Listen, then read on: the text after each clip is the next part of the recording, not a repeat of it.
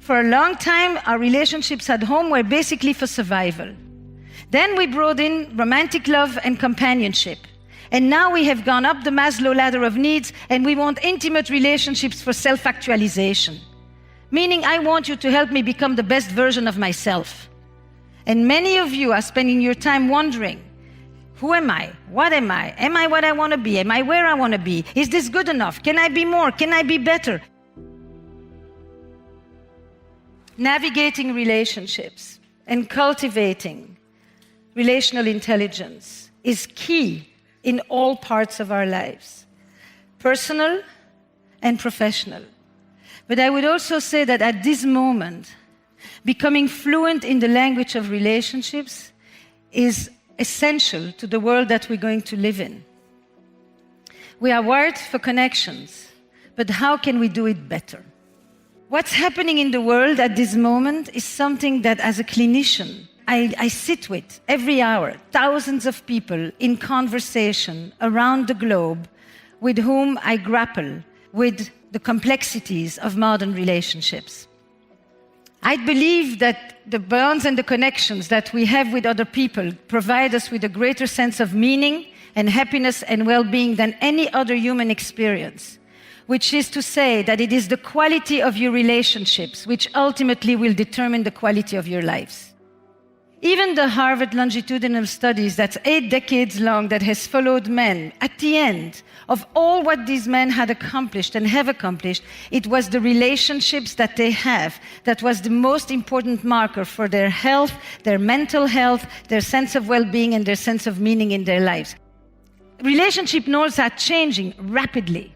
They're shifting under our feet. And I've done a lot of work talking about them in the personal space. But what is really important is to see what is happening at work, and how much of my work on relationships in the last year or two has brought me to work with co-founders, with executive teams, with companies, and at corporate conferences. Why? This idea that the language of emotion is entering the workplace and has literally become the new business buzzword is very telling about something that is happening at this moment. And there's a lot of restlessness in the world about relationships, about how we handle disagreements, breaches, violations of trusts, and it makes us very anxious. And when we get anxious, we tend to react, because the first thing we want to do is do away with the anxiety rather than sit, think, process, listen, and then figure out what we want to do. So part of what we will do here as well is to slow down a little bit.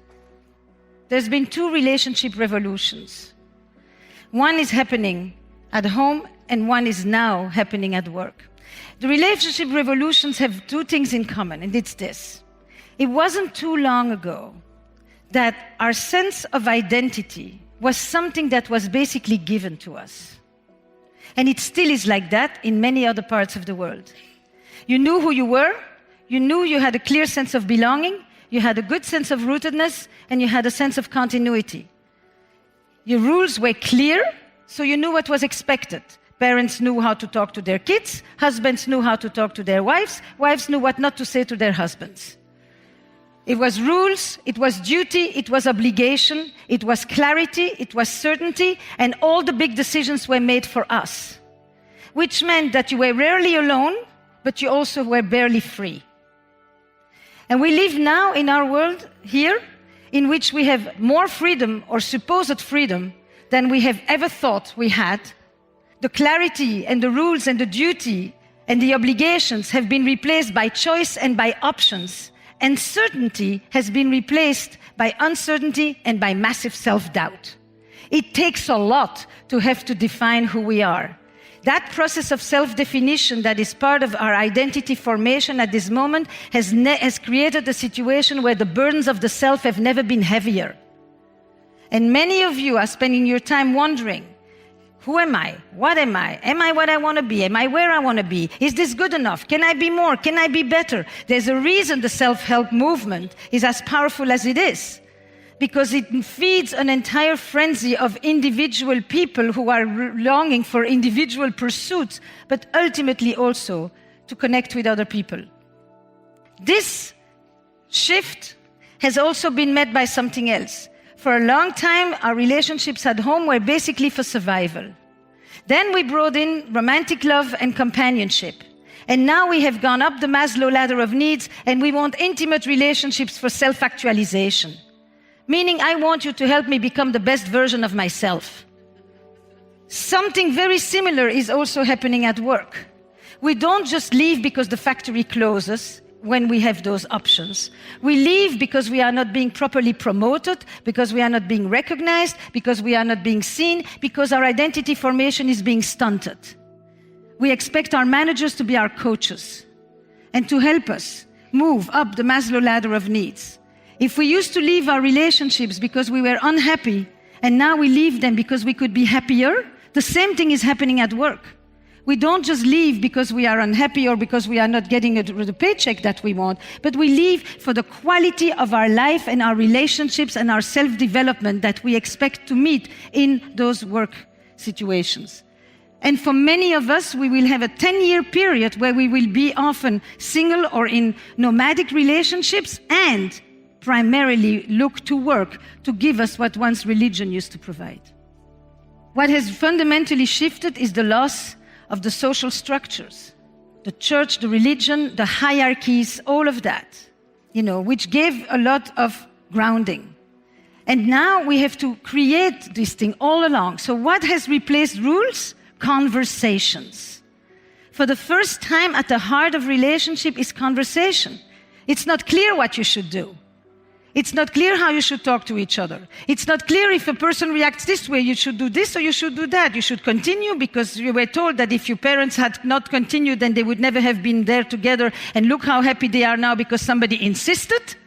Or, no, you should not insist because you should get a clear sign, and if you don't get a clear sign, then it means you should stop. And the second thing that is happening is that we have brought the market economy into our romantic life. Eva Illouz calls it emotional capitalism. A market economy has entered the romantic space. And at the same time, the world of emotion has entered the business world. We're talking about authenticity and belonging and transparency and trust. It's unbelievable. And we rarely define them, by the way. Longevity, career, loyalty, what do they mean today? They're being literally redefined both by working people and by their managers, by the employers and the employees. And that means that for the first time, relational intelligence at work becomes foundational. Now, it's difficult to talk about trust when you live in a nomadic economy where the Wall Street Journal is telling you that the quitters are the winners. And that if you move around a lot, you actually will get more promotion and higher positions. Because we still, on some level, have the idea that trust is something that gets cultivated over time through tests and experiences together with other people. Of course, this has changed because we have a share economy in which we are trusting total strangers with our home and our most precious belongings. So the whole definition of trust is shifting. But it's difficult to have a feeling of belonging when you don't stay long enough, or to have a feeling of belonging when you're hired by the day and by the hour because it suits the numbers of the company. And every book these days about relationships is going to talk about belonging or the lack thereof, and about loneliness or the isolation and the lack of connection. This is the two main subjects that everybody is talking about.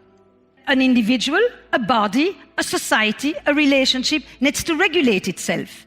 And one of the main things we regulate ourselves on is between stability and change, between chaos and rigidity, between the past and the future.